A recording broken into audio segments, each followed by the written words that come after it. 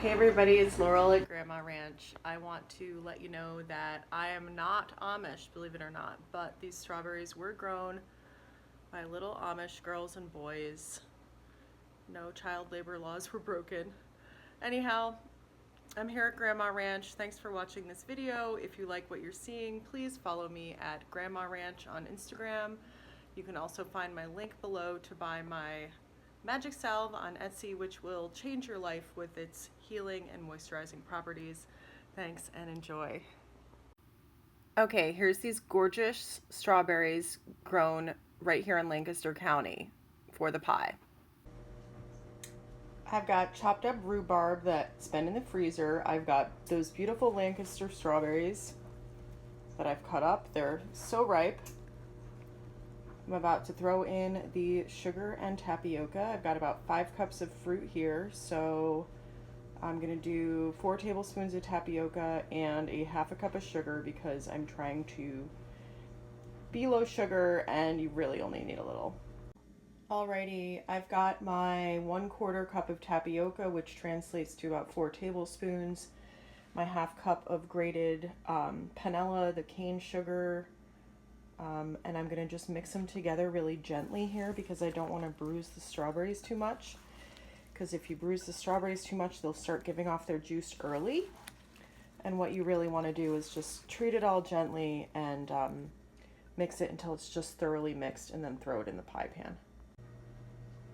I've got my gorgeous pie dough here. I made it with unbleached white whole wheat flour.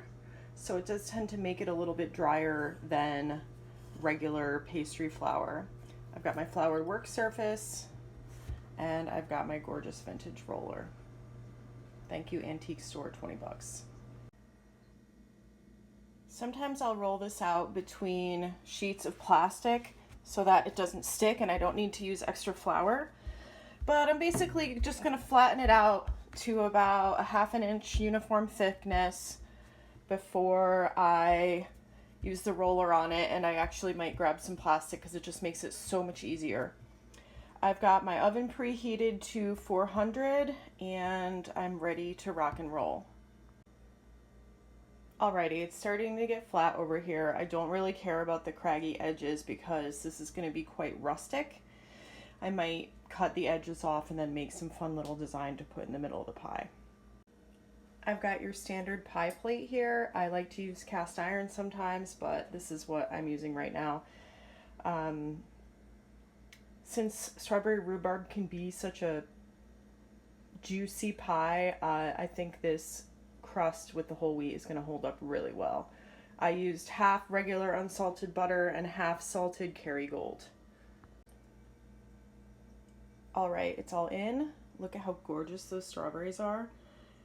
Make note that I'm flying by the seat of my pants here and I'm not really using a recipe, but I did look up the tapioca to fruit conversion, and since strawberries and rhubarb tend to be really liquidy, I did use the recommended amount. Now I'm going to trim the edges, or actually maybe I won't trim the edges. I'm just going to put the edges over the side. You'll see.